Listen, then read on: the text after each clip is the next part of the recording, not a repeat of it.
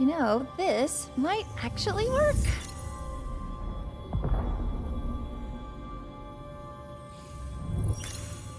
Or maybe not. What is it? Oh, Master Chief, if only you knew.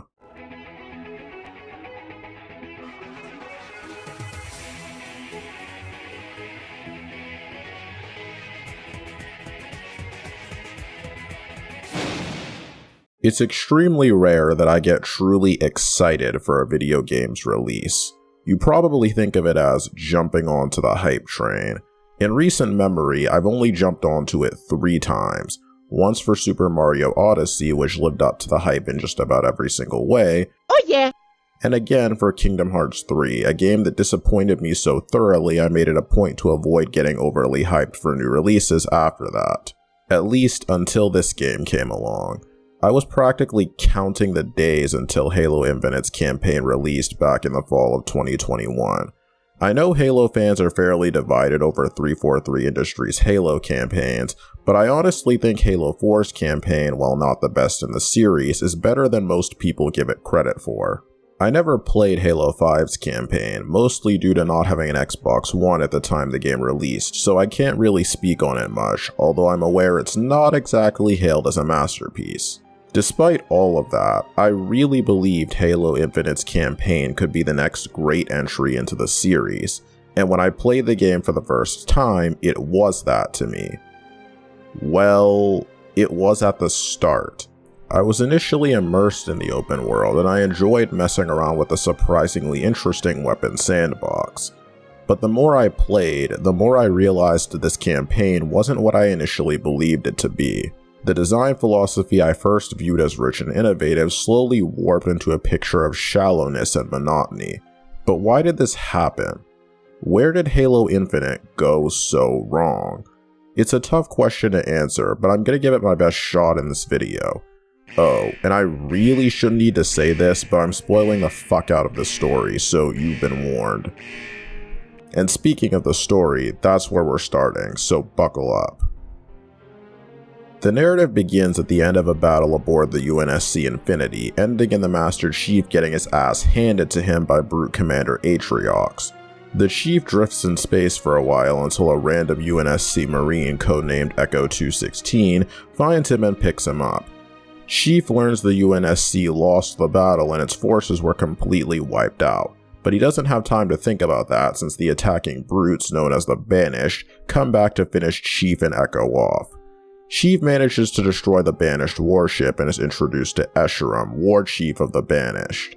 Although I really shouldn't say introduced, since Escharum is a firm believer in the fact that an antagonist should only communicate via hologram.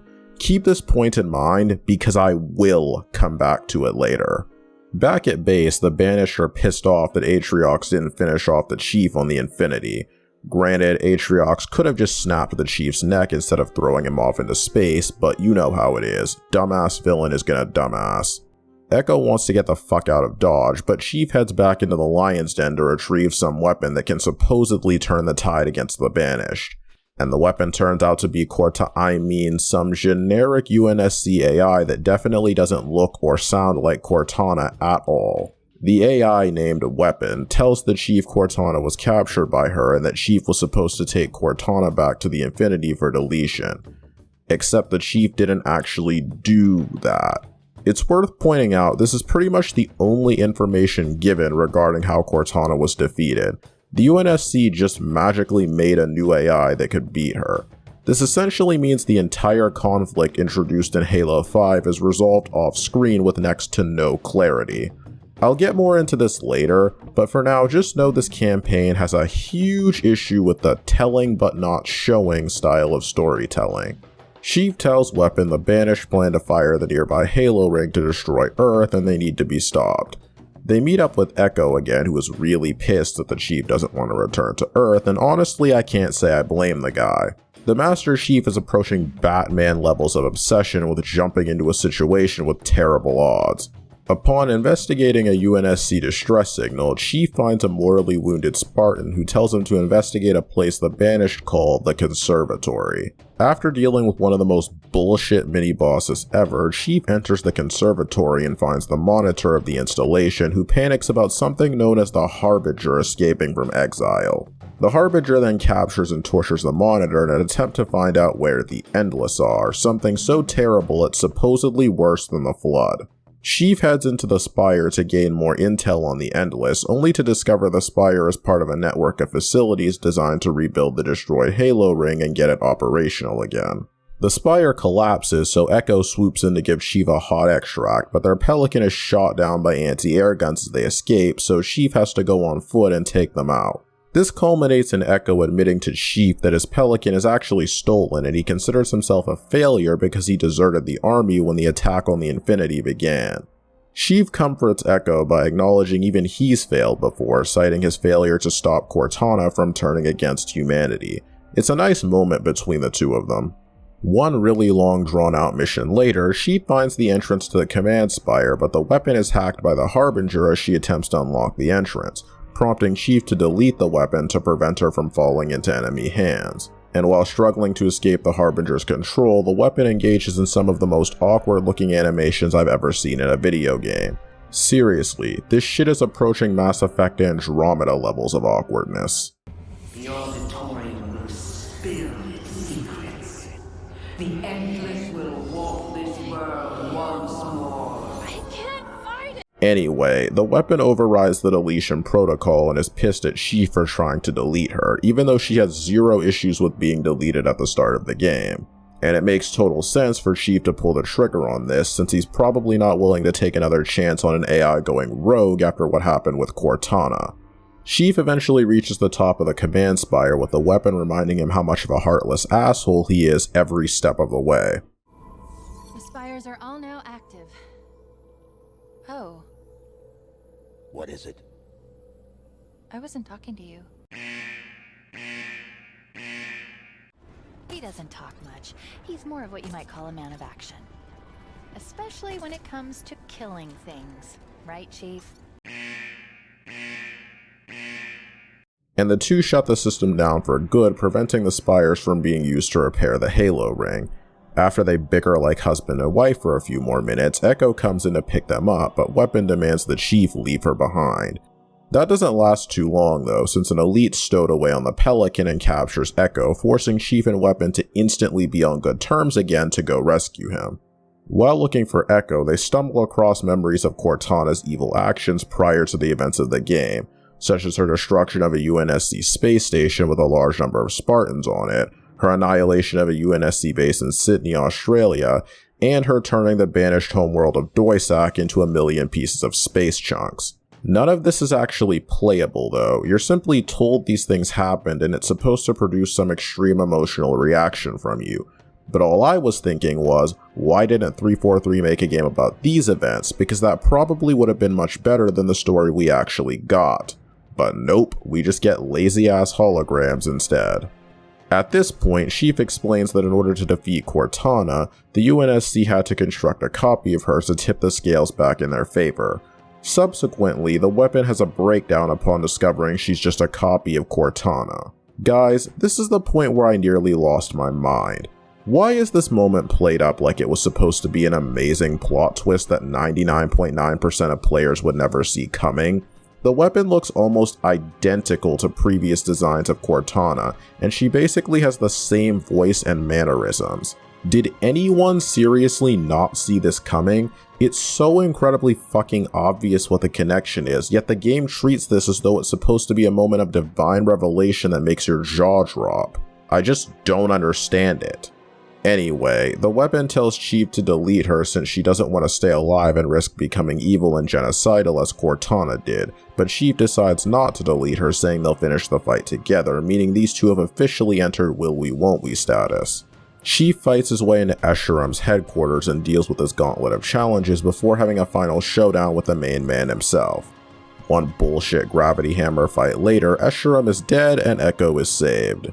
There's no time to celebrate yet though, since the Harbinger is still kicking and ready to do some devious shit in her quest to bring back the Endless.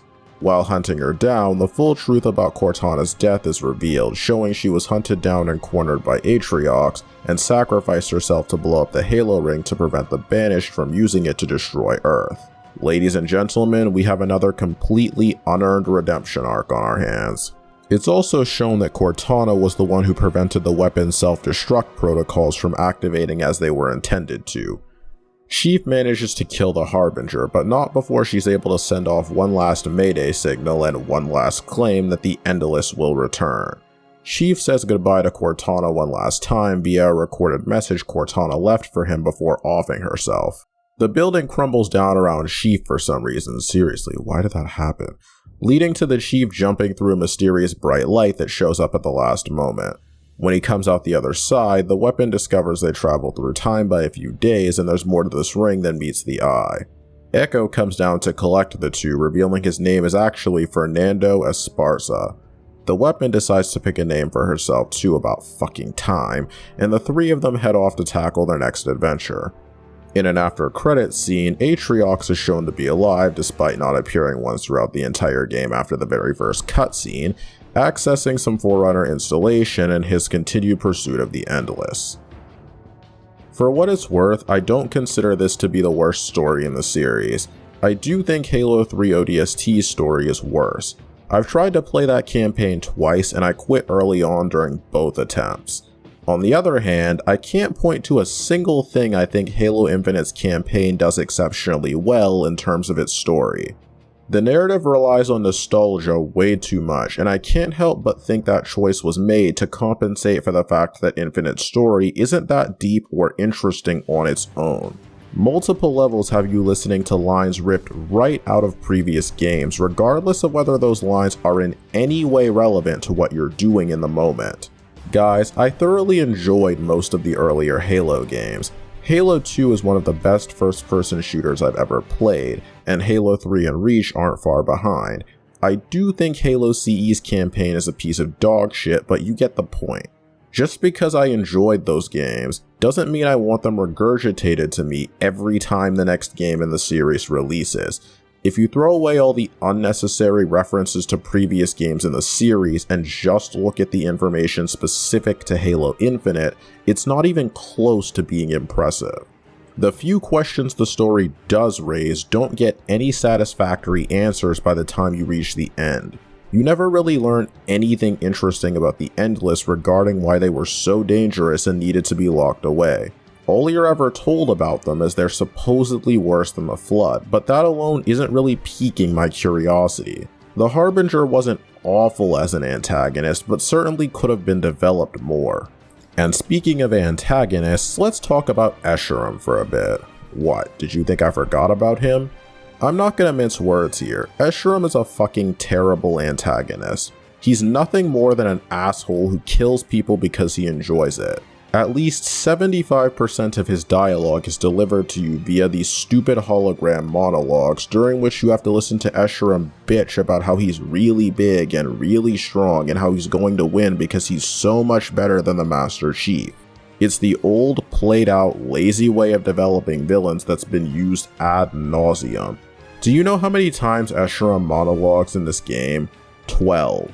Yeah, I fucking counted, and I wouldn't be surprised if I missed a few. After a certain point, I started zoning out every time I saw Escharum appear on screen because I knew exactly what I was going to hear before he opened his mouth. Near the end of the game, the writers tried to create a "you and I are the same" dynamic between the Master Chief and Escharum, as the Master Chief says Escharum was just a soldier hoping he'd done the right thing. There's just one problem with this though.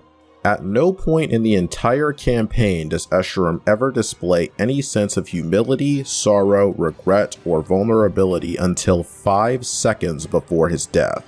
That's not good enough. The Chief has displayed all of those qualities before, be it in this game or in previous ones. Escharum does not, so trying to liken him to the Master Chief is nonsensical and feels like a last-ditch attempt to give Escherum's character some actual purpose. I mean, without Escherum's annoying-ass monologues, you'd probably forget he even exists. But honestly, things would probably be better if he didn't. Atriox doesn't have nearly the amount of screen time Escharum has, yet he's 5 times more interesting and 100 times less annoying. Cortana, Cortana, Cortana. Where do I even begin to talk about you? Guys, I am fully aware of the fact that Halo 5's campaign wasn't exactly well received, but was the best solution really to retcon the whole thing and just pretend it didn't happen? There are so many events in this story that are glossed over and given little to no context. It starts from the very beginning of the story when you only get to see the last 2 minutes of the battle aboard the Infinity, by which time everything is already decided. You don't see the whole battle, nor the circumstances that led up to it. You get one little tidbit and then the game moves on. Cortana's destruction of Laconia Station, her attack on City, the destruction of Doisac, none of this is actually shown to the player. These events are briefly mentioned during some cheap-ass hologram sequences, and they are never brought up again. I know I'm repeating myself a bit, but I want to make it really clear how much this irritates me. Meeting a new group of Spartans just to see Cortana wipe them out in the blink of an eye could have sparked a memorable emotional reaction from players. Seeing the Brute's homeworld Doisac get destroyed would have given the Banished some additional character development and backstory they desperately needed. This telling but not showing brand of storytelling is rampant throughout the game, and I think this is one of the worst traps a story can fall into. If I had to pick one issue that hurts the story the most, it would definitely be this one. I recognize this may not be a big deal for everyone, but it's a huge irritant for me. But let's circle back to Cortana for a second, because I'm not done with her yet. What the hell was the point in trying to redeem Cortana? You're telling me that Cortana should be forgiven for destroying planets, wiping out millions of humans, including innocent civilians, many of which were children, for refusing to submit to her will, and attempting to subjugate the entire universe under her rule, all because she felt bad about it and had a change of heart in the end. Are you fucking kidding me? And it's worth noting Cortana only switched sides because she had already been cornered by Atriox and she knew she was going to lose. It's easy to switch sides when you know your fate is sealed and you can see the writing on the wall. It becomes even more bullshit during Cortana's goodbye message to the Chief, where she describes her actions as if she was just confused or misguided. No, bitch, you're a genocidal murderer, and calling her anything else is simply dishonest. Once again, I know Halo 5 wasn't well liked, but there had to be a better way of dealing with that than a massive retcon of previous events, especially when the endless nostalgia bombs from previous games have me questioning why it was retconned in the first place. I don't want to make it seem as though there wasn't a single interesting moment in the narrative, but I think the cons massively outweighed the pros. There are a few good moments here and there, particularly between Chief and Esparza, such as when Esparza reveals his actual name, and when he tells Chief to leave him behind because he's useless. There were moments I enjoyed, but when I reached the end credits, the failures of the narrative shined much brighter than the successes. This story just didn't do it for me, and I'm not exactly thrilled to see how it continues in the next game, assuming that ever happens. Although as much as I dislike this story, I'd rather 343 continue it and try to make something better out of it in the future than to just retcon everything away. By now, I'm sure some die-hard Halo Infinite supporters have already disliked the video and left, but I promise I do actually have some good things to say about this campaign. If I can compliment Halo Infinite for one thing, it would be that the core gunplay, for the most part, functions really well. I played on normal difficulty for this playthrough, and it was a mostly comfortable experience that usually felt fair. I did die quite a few times, but some of those deaths were my fault simply because I rushed out of cover too early, or I jumped into a situation without a plan and then didn't react in time. This game isn't without its unfair moments, but I'll get to that a bit later. The game encourages you to search around your environment to find a weapon that you enjoy using, or one that's better for the task ahead than the one you currently have. Speaking of weapons, the weapons sandbox is really solid. You still have your classic Halo weapons such as the assault rifle, battle rifle, needler, plasma pistol, etc. But you've also got some new weapons to try out. I really enjoyed using the Ravager since its splash damage cuts through jackals and grunts like butter, and it's pretty accurate over long range once you get used to the projectile drop. The Stalker rifle is an updated version of the beam rifle that doesn't do quite as much damage, but fires much faster and doesn't overheat nearly as quickly. This also balances out jackals more, since they no longer have that nasty one-hit kill potential, but they're still really dangerous if they catch you in an exposed position. And the Sentinel beam provides a never-ending sense of satisfaction as you incinerate your enemies one by one. Just about every gun in the game can be useful in some situation. There's really no weapon that you pick up and think, wow, this is totally fucking useless. As long as you keep on your toes and remain aware of your surroundings, you can always find something that gives you a chance.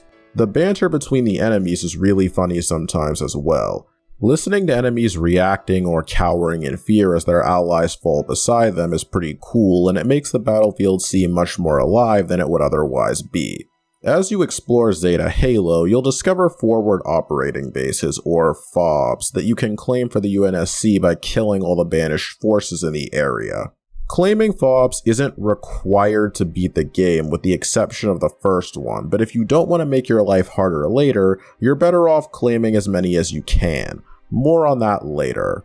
Once you capture a FOB, you can use it as a resupply station for your weapons and for getting vehicles dropped off by Esparza. Marines on the ring will also make FOBs their new homes if you assist them in fighting off the banished or rescue them after they've been captured. As you progress through the game, you earn valor by completing missions, both the main story missions and side missions, and the more valor you have, the more options you have for deploying resources at FOBs. I'm not exactly sure why the Master Chief's ability to retrieve a rocket launcher from a FOB is directly tied to the amount of valor he's accumulated, but because this is a video game, I'll let that one slide. Okay, it's time to talk about the single best feature in the entire game. The wondrous piece of technology that truly elevates Halo Infinite beyond all other first-person shooters. Okay, I'm being a bit hyperbolic, but you get the idea. I'm talking about the grappling hook. It's a wonderful addition to the gameplay, not just because it improves the Chief's mobility, but because it's just so damn versatile. Sure, you can use it to climb up to a high ledge, but you can do way more than just that. You can grapple weapons to pull them toward you so you don't have to run out of cover and expose yourself in the middle of a fight. You can grapple enemies themselves to stun them, leaving them wide open to a counterattack that will usually kill them instantly. You can grapple onto enemy vehicles to hijack them. You can grapple your way out of a fight if you get caught in a rough strategic position. I'm not going to sit here and act like the grappling hook was this giant piece of innovation that had never been done before, but it did add a much needed breath of fresh air to the combat. Hey, remember when I talked about this game having unfair moments? Let's get into those now. I can't say much about the mini-bosses in this game, other than they're not very good. They're just regular enemies but with more health. Most of them are either really boring, as in the case of Adjutant Resolution, or they use mechanics that are just plain fucking unfair. I hated the boss fight against Bassus. His gravity hammer seems to have just a bit more range than it should, and he has a lunge attack that is absolute bullshit, by which he can jump at you from any distance no matter how far away you are and slam the ground in front of you for massive damage. I died over 10 times to this dude, and many of those deaths were due to that stupid fucking lunge attack. The boss fight against the Harbinger has its problems as well, since that boss follows the time-honored tradition of teleporting across the room every 2 seconds. The major problem across all these encounters is they test your patience way more than they test your skill. It's not just bosses that have this issue though. This game brings back the brute variant that charges at you with reckless abandon and can ignore just about any damage. These dudes take a lot of punishment before going down, and they almost never flinch. So if a group of them get the jump on you, you're pretty much fucked. While not perfect, the core gunplay is definitely the best part of Halo Infinite. In fact, it's the only part of the experience that makes this campaign remotely salvageable. I've already talked about why I don't really care for the story, but I've yet to address the big elephant in the room. An elephant so big it nearly caused me to quit the game on my first playthrough. Before I dive into this, I should probably point out that I don't really understand the seemingly limitless demand for open world games. Many gamers act as though making a game with an open world design philosophy automatically makes it better than it would be otherwise. These are also the same people who act like Breath of the Wild was the first open world game ever made, but I digress. Don't get me wrong, I'm not saying there are no good open world games. I just think the potential of a strong, cohesive linear experience is lost on a lot of people. When I learned Halo Infinite's campaign was going to be open world, I wasn't happy about it at all. By late 2021, I was already getting really tired of the ever-increasing number of open world games. Still though, my hype didn't subside. I was so excited for the game that I held out hope that somehow this time would be different, that it wouldn't be full of all the annoying qualities that make open world games drag for me. And to be honest, it was different. At first. I enjoyed roaming the giant open green plains looking for my next adventure. I enjoyed using my grapple to move about in ways not possible in earlier Halo games. I enjoyed the mystery of everything. But the longer I played, the more I realized I wasn't doing anything new. It was just the same thing over and over again. By the time I reached the 6-hour mark on my original playthrough, I was totally bored of the open world, and by the time I reached the 9-hour mark, I decided to just push to the end of the story so I could finish it before I put the game down forever out of sheer disinterest. I wasn't just disappointed, I was crushed. The open world environment featured in Halo Infinite provides the player with a large map to move around in, but this undoubtedly crippled the game in numerous other ways. First, there is exactly one environment to explore in this game. One. I really hope you like grassy hills, trees, and dirt, because that's what you're going to spend the majority of the game looking at. It's fine for the first couple of hours, but it really wears on you as the game continues. There are large areas of land that aren't really distinguishable from one another in any meaningful way. The suspense and mystery of traveling across the open plains fades away quickly when you go over your 200th hill and you've yet to see anything worthwhile. Okay, technically there's more than one environment to explore if you count the interiors of Forerunner installations as a second environment. However, those are prone to the same issues as the ring's surface. These areas look polished, I guess, but they have a habit of just blending together. If I were to show you 4 different rooms from 4 different missions in this game in which you explore Forerunner structures, you would never be able to tell me which area comes from which mission. There's just not enough variety to the locations you explore in this game. I mean, compare this to Halo 3. In that game, you explore a jungle, a desert, dusty, dirty military barracks, an icy snowstorm, and even a flood high. The environments don't wear out their welcome in that game because you don't spend 3 hours straight in the same area. In comparison, Halo Infinite's environmental variety is just pathetic. This is a good time to mention that the Forerunner interiors are home to some of the laziest puzzle design I've ever seen in a video game, if you can even call it that. Most of these puzzles just amount to walking down the hall and getting an object to place in a socket so you can open a door. None of these moments have any creativity behind them whatsoever. You walk 20 feet to the right, pick up a power seed, then you walk back and put it where it goes. These are not puzzles, they're just arbitrary time wasters that have no reason to be in the game. Even the grapple suffers from the open world game design. This might sound like a contradiction given what I said about the grappling hook earlier in the video and that it's extremely versatile. And it is, but that versatility makes it so vital that every other gadget you have becomes completely obsolete. During the early stages of the game, Chief stumbles upon numerous dead Spartans whom he collects gear from to upgrade his arsenal. Through this process, you gain access to a threat sensor which allows you to detect enemies through walls and floors even if they're using active camouflage, a drop wall you can place in front of you to absorb incoming damage, and a thruster you can use to quickly move from side to side. Of these 3 options, the only one I used at all was the threat sensor, and that was only when I needed to deal with camo elites, especially that bastard of a boss near the end of the game. I didn't use the drop wall or the thruster at all. The thruster is just an inferior version of the grapple, and the drop wall requires you to stand in place behind it for it to be useful, and enemies always have the option of rushing you to get past the shield since the shield only blocks bullets. What's more, in order to equip any of these, you have to unequip the grapple, which is going to leave you severely handicapped in the majority of gunfights. And switching between these gadgets in the middle of an encounter when you're focused on 7 other things just feels too cumbersome. So the grapple is unfortunately a blessing and a curse in this regard. In general, you're going to spend a lot of time in this game traveling from point A to point B without much to do in between. And you might be thinking, Frost, didn't you say there are side missions in this game? What about those? You're right, dear viewer, I did mention side quests earlier, but there's just one problem with that. There's no real incentive to actually do the side quests.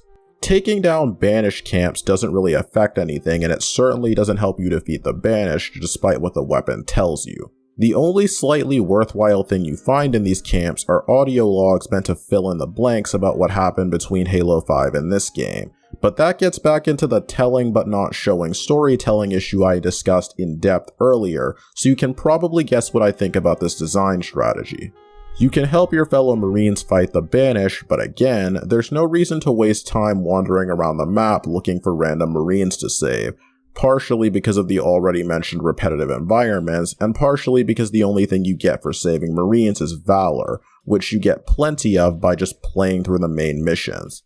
Then there's the high value targets that are just regular enemies but with more health, and all you get for defeating them are variant skins for your weapons, which you probably won't use anyway.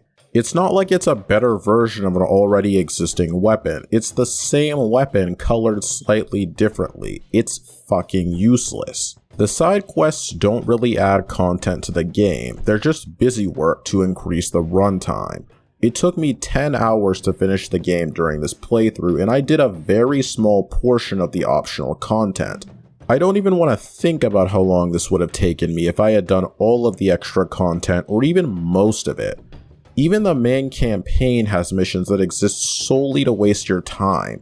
In the mission called The Sequence, you have to go to 4 different towers spread out across the map to reconstruct a sequence to get into the command spire. This mission is totally pointless. If it were removed from the game, nothing would change. Again, this is just classic video game padding. If you really wanted to make players go somewhere else to reconstruct the sequence, why not just make it 1 tower as opposed to 4? And you might be thinking, Frost, if getting around on foot is too slow, why not just use the vehicles? Well, remember how I said the importance of the grapple makes the other gadgets feel useless by comparison? This issue extends to the vehicles. The vehicles themselves control fine, although they have the typical Halo stupidity of tipping every time you drive over a pebble. But the terrain of the ring is so mountainous and jagged that using vehicles all the time isn't really practical. Usually you'll just have to take a much more roundabout way to your objective than you would if you just swallowed your pride and used the grapple. If you don't want to go the wrong way, you're going to have to pause the game every 10 seconds to check the map to make sure you're going in the right direction, which gets really tedious after a while. And this is a small point, but why doesn't the game pause when you open the TAC map? It's really annoying to get shot at by enemies you didn't know were there because they notice you while you're checking the map. And last, but certainly least, we get back to fobs. As I said before, claiming fobs is not required, but if you don't claim them, you won't be able to use them as fast travel points to get around, which you're really gonna want to do if you want to cut down on the backtracking. Backtracking tends to be an issue with open world games, and developers often use fast travel points as a way to mitigate this issue. However, fast travel points need to be organically integrated into the game world rather than something that feels thrown in at the last moment. To compare this to another game, Sekiro Shadows Die Twice has fast travel points as well, in the form of Sculptor's Idols. The key difference is in Sekiro, you never have to go out of your way to find a Sculptor's Idol. You just happen across them as you explore. In Halo Infinite, you almost always have to take a massive detour from the place you actually want to go in order to reach a fob. If fobs couldn't be used as a means of fast travel, there would be absolutely no reason to ever unlock them. You can get weapons, but there are so many weapons available in the game world that's not really an issue. It's one of those it's optional but it's really not type of situations. And do you want to know what the icing on the cake is for this entire shit show? The last 5 missions of the campaign rip you out of the open world setting entirely and force you to play in a linear format until you reach the end of the game, akin to just about every other game in the series. What the hell? Why didn't they just make the whole game like that? They could have saved me the trouble of writing this damn script. On the slight chance you haven't figured this out by now, I don't think Halo Infinite's campaign benefited from being open world.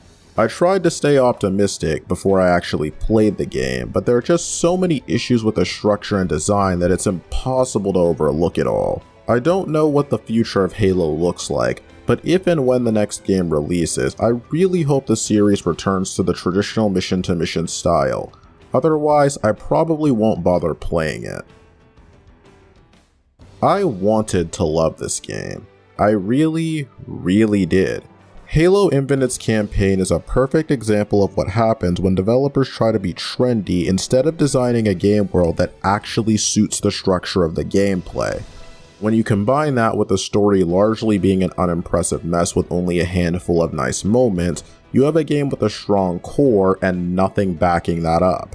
The gunfights are fun, but not fun enough to save the experience as a whole. Halo Infinite earns a 5 out of 10. This is a one and done adventure for most people. It's not especially memorable and the replayability is severely lacking. On the bright side, there's nowhere to go from here but up. Unless you're Halo CE, that is.